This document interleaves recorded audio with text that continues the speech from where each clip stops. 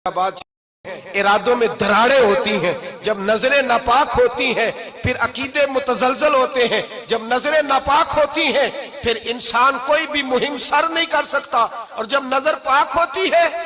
हजरत अब्दुल्ला बिन हुज़ाफा जिहाद कर रहे थे, रूम के ईसाइयों ने गिरफ्तार कर लिया, 1000 आदमी ने मिल के पकड़ा, गिरफ्तार नहीं होते थे सहाबी, 1000 आदमी ने घेरा डाला, गिरफ्तार करके ले गए। और जब बादशाह के सामने गए तो वजीर कहने लगा, बादशाह बंदा बड़े काम का है, अगर हमारे काबू आ गया तो फायदा देगा।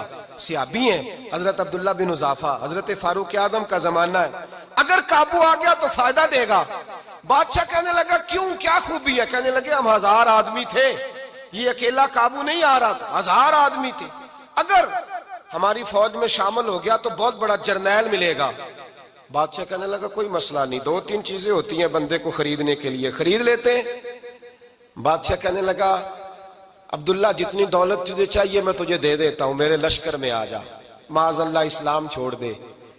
हजरत अब्दुल्ला बिन हुज़ाफा क्या फरमाते हैं, बड़ा तू बेवकूफ है, मैंने दौलत कमानी होती तो मदीने में बैठ के तजारत करता, मैं दौलत कमाने नहीं निकला, मैं तो रसूलुल्लाह की रजा कमाने के लिए निकला हुआ हूं। दौलत कमानी होती तो किसी मार्केट में होता, मैदान में आना था, शहादत है मतलूब मकसूद मोमिन, न माले गनीमत न किश्वर कुशाई, ये दौलत तो लौंडी है रसूलुल्लाह के दरवाजे की, ये तो पीछे पीछे फिरती है नबी पाक के गुलामों, ये कमानी होती तो मैं किसी मार्केट में होता, मैदान में थोड़ा होता। अब्दुल्ला बिन हुज़ाफा से दूसरी चाल चली, कहने लगे मियाँ ओहदा जो तुझे चाहिए, मैं बादशाह हूं, मेरे नीचे जो ओहदा तू कहेगा वो तुझे मिल जाएगा। हजरत अब्दुल्ला बिन हुज़ाफा कहने लगे शायद तुझे पता नहीं मेरी तारीफ क्या है, शायद तू जानता नहीं मेरी तारीफ क्या है। कहा साहब की क्या तारीफ है? कहने लगे मैं रसूलुल्लाह का सहाबी हूं और कायनात में सबसे बड़ा ओहदा मुस्तफा के सहाबी होने का ओहदा है। सहाबा वो सहाबा थे जिनकी हर सुबह सुबह ईद होती थी, खुदा का कुर्ब हासिल था, नबी की दीद होती थी। फरमाया मैंने हुजूर के जलवे देखे हुए हैं, मुझे ओहदे की जरूरत ही नहीं, और मैंने ओहदा लेना होता तो मैं सियासत करता, मैं तो शहादत लेने निकला हूं मैदान में, ओहदे का मैंने क्या करना है। अब बादशाह कहने लगा इसे कत्ल कर दो। वजीर कहने लगा नहीं, एक बात और है, मुझे एक चाल और चलने दो। कहा वो क्या? कहने लगे मेरी बेटी बड़ी खूबसूरत है, मुझे मौका दो, अपनी ही बेटी को सजा बना के, वो जवान जिसकी जवानी इतनी बड़ी है कि 1000 आदमी मुकाबले में खड़ा नहीं होता, उस जवान के कमरे में रात की तन्हाई में बना सवार के बीबी को भेजा। वो बीबी कहती है मैं सारी रात बन सवर के इस सहाबी के कमरे में बैठी रही, लेकिन ये क्या शख्स था, सारी रात ही मुसल्ले पे बैठा रहा, सारी रात ही, कुछ देर थक जाता तो ये करीम रसूल पे दुरूद पढ़ना शुरू कर देता। बीबी कहती है सहरी हो गई तो मैंने छू के देखा कि इंसान है कि जिन्न है, ये बंदा है कि फरिश्ता है, छू के देखा। कहने लगे पीछे हट जा। मैंने कहा मैंने तो सुना था तू 1000 के मुकाबले में है और तू इतना बेहिस है कि बनी सवरी दुल्हन बैठी है, तूने नजर नहीं की। अब्दुल्ला बिन हुज़ाफा, बीबी कहती है नजर फिर नहीं उठाई, नजर फिर झुकी हुई है। कहने लगे बीबी मैं मजबूर हूं, अब मेरे ऊपर कोई हुस्न नहीं चलता, मैंने जलवाए वद्दुहा का दीदार किया हुआ है, अब मेरी निगाहों में जचता नहीं कोई, इसलिए कि जैसे मेरे सरकार है ऐसा नहीं कोई।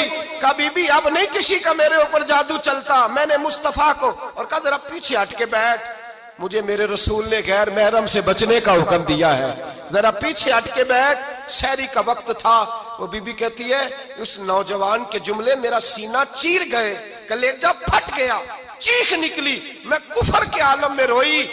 मैंने कहा मुझे बता तो सही, आखिर ये जज्बा कहां से मिलता है, आखिर ये रोशनी तो मैंने देखी नहीं, कहां से आती है? एक मेरा बाप है जो बना सवर के मुझे तेरे कमरे में छोड़ गया, बतला ये कहां से कैफ आते हैं? तो अब्दुल्ला बिन हुज़ाफा कहने लगे अगर कैफ लेना है तो तू भी मेरे मुस्तफा का कलमा पढ़ जा, आजा दरवाजा रसूल पे झुक जा, मिल जाएगा।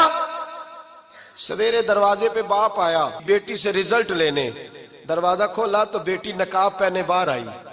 बाप कहने लगा क्या बना? कहने लगी पीछे हट जा, तू गैर महरम है, काफर है, मैं मुसलमान हूं। उसने कहा क्या हुआ? कहने लगी तेरे जैसे को बाप कहूं, तेरे जैसे को जो मुझे इस्तेमाल कर रहा था, मैं तुझे बाप नहीं मानती, میں اب رسول والی ہو گئی ہوں، میں حضرت فاطمہ کی کنیزہ ہو گئی ہوں، میں اب نبی کریم کی خادمہ ہوں، خبردار میرے قریب نہ آنا۔ یہ دعو بھی ناکام ہوا۔ اب حضرت عبداللہ بن حذافہ کے سامنے موت کھڑی کی، ایک کڑا میں تیل گرم کیا، کہنے لگے تجھے اس میں جلایا جائے گا۔ حضرت عبداللہ بن حذافہ رضی اللہ تعالیٰ عنہ جب جلنے کے قریب ہوئے تو رونے لگے۔ روم کا بادشاہ کہنے لگا شاید ڈر گیا ہے، کہنے لگے اب سمجھ آئی ہے، اب تجھے پتا چلا ہے، چلا آ جا۔ حضرت عبداللہ بن حذافہ کہنے لگے تو کافر ہے، تیری کافروں والی سوچ ہے، اس لیے نہیں رویا کہ موت سے ڈر گیا ہوں، میں تو اس لیے رویا ہوں کہ ایک جان ہے، وہ نبی پاک پہ قربان ہو رہی ہے، کاش رب مجھے 1000 جان دیتا، میں ساری مصطفیٰ پہ قربان کر دیتا۔ فاضل بریلوی فرماتے ہیں کروں تیرے نام پہ جاں فدا، نہ بس ایک جاں 2 جہاں فدا، اور میرا 2 جہاں سے بھی نہیں جی بھرا، میں کروں کیا کہ کروڑوں جہاں نہیں۔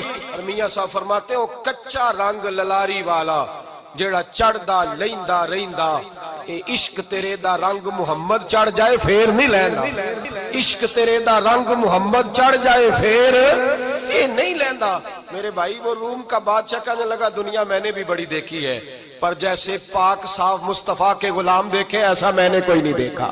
او بھائیو، نظر پاک ہو، روح پاک ہو، مزاج پاک ہو، پھر انسان بڑے بڑے کام کرتا، پھر وہ مہمات کو سر کرتا، پھر وہ صرف ایک گھر کے لیے نہیں، وہ ملت کے لیے فائدہ مند ہوتا ہے، پھر وہ گھرانوں کو لے کر چلتا ہے، پھر وہ بڑے بڑے معاشرے تشکیل دیتا ہے۔ میرے رسول کریم صلی اللہ علیہ وسلم نے پاک صاف ذہن کے لوگ تیار کیے۔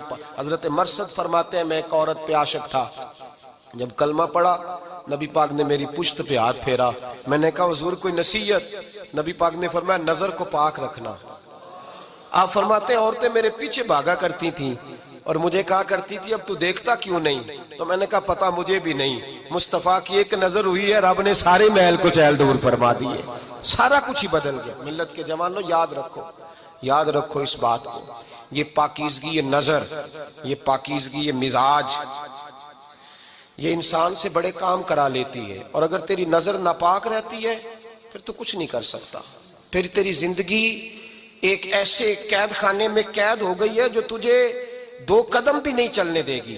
سب سے پہلے مزاج کی پاکیزگی، اور دوسرا اصلاح معاشرہ کے لیے اہم درس یہ ہے اپنے آپ کو پاک صاف رکھیں، ذہنی طور پر، نظریاتی طور پر، اور دوسرا درس یہ ہے میرے بھائی ظلم اور زیادتی سے بچیں، پاک صاف رہ کے وقت شروع کریں، اور کسی جگہ بھی کوئی زیادتی، کوئی ظلم، میرے نبی کریم صلی اللہ علیہ وسلم کے مزاج کو اگر آپ دیکھیں گے نا، ہمارے معاشرے میں آج سب سے زیادہ زیادتی پتہ کون سی ہوتی ہے؟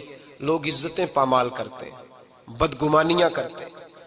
ابو جہل یہ کام کرتا تھا کہ وہ نبی پاک صلی اللہ علیہ وسلم پر، صحابہ پر معاذ اللہ شخصی اعتراضات کرتا تھا، شخصی۔ عزیزو، جب آدمی کا کسی سے اختلاف ہوتا ہے نا، یا کسی کو پسند نہیں کرتا یا کسی کو ریجیکٹ کرنا چاہتا ہے تو شخصی اعتراضات کرتا ہے، نیچے اترتا ہے، کمزور بات کرتا ہے، چھوٹی بات کرتا ہے۔ اور ہمارے زمانے میں تو یہ کام حسد کی وجہ سے ہوتا ہے، بڑے بڑے جماعتیں ٹوٹ جاتی ہیں، ملتوں کا شرازہ بکھر جاتا ہے، لیکن لوگ اپنی اس حرکت سے باز نہیں آتے، ساری زندگی ذاتی اور نجی اعتراضات کرتے رہے۔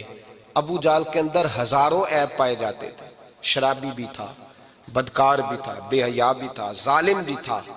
میرے نبی پاک صلی اللہ علیہ وسلم نے اسے دین کا پیغام دیا ہے، لیکن تاریخ کی کسی کتاب میں آپ کو یہ نہیں ملے گا کہ حضور نے کبھی اس کی شخصیت پر اعتراض کیا ہو۔ یہ فرمایا ہے کہ بڑا فرعون ہے اس امت کا، لیکن نیچے اتر کر کبھی اس کی ذاتی اور شخصی زندگی پر کوئی زیادتی صحابہ کی طرف سے اور نبی پاک کی طرف سے۔